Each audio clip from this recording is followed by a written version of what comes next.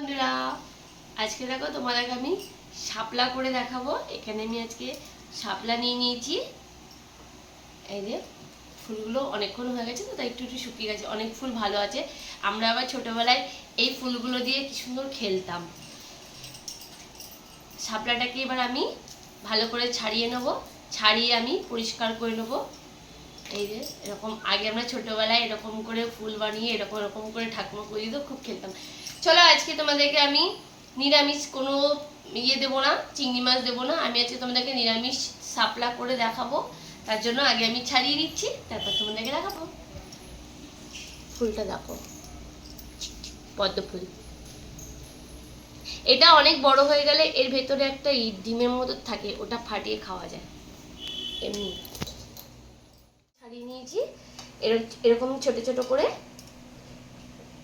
আমি কুচিয়ে নিয়েছি। আর এই যে আরও আছে, এগুলো আমি কুচোচ্ছি। ছোট ছোট করে কুচিয়ে এটাকে পরিষ্কার করে ধুয়ে নিতে হবে।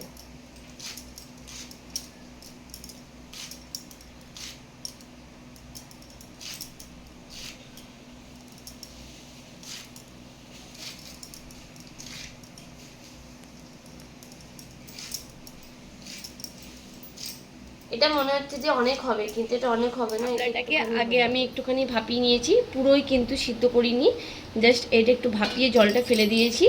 এখানে আমি নিয়ে নিয়েছি, এটা কিছুই দিতে হয় না, শুকনো লঙ্কা আর একটু সর্ষে ফোড়ন। তোমরা 5 ফোড়নও দিতে পারো। ফোড়নটাকে ভালো করে ভেজে নেবো।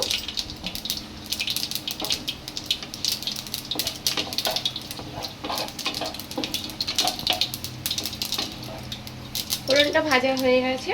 এবার আমি এই শাপলাগুলোকে হাত দিয়ে একটু চেপে চেপে, যাতে জল না থাকে, এমনিতে এটা জল বেরোবে, এটা দিয়ে দেবো।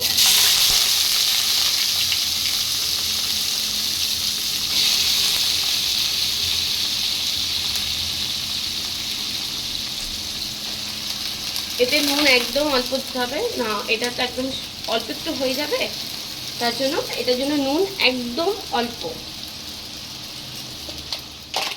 নুন আমি এখানে একদম অল্পভাবে দিয়ে দিলাম। আর এর সাথে একটুখানি দেবো হলুদ। আর এর আঁশগুলো কিন্তু খুব ভালো করে ছাড়িয়ে নিতে হবে। কালকে আমি তোমাদেরকে দেখিয়েছি।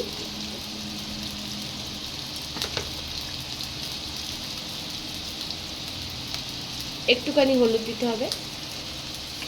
এটাকে খুব ভালো করে মেশাতে হবে। আর এটা এখন জল, কিন্তু এটা এখনো আরো অনেক বেরোবে, এর জন্য এটাকে আমি ঢেকে ঢেকে করব, তাহলে জলটা যতটা আছে সব বেরিয়ে যাবে। এটা কিন্তু আর কিছুই আমি দেব না। দেখো শাপলা ভাজা যেটা করছি আমি, জলটা পুরো শুকিয়ে গিয়ে তেল ছেড়ে দিয়েছে।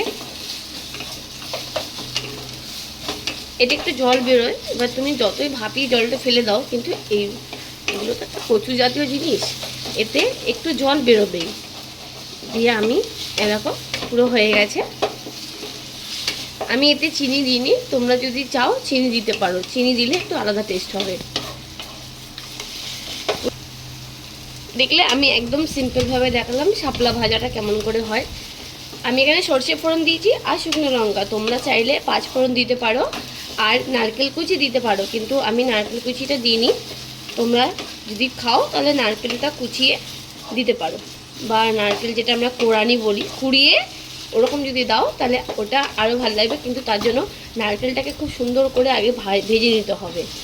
দেখো আমার এই শাপলা ভাজাটা রেডি।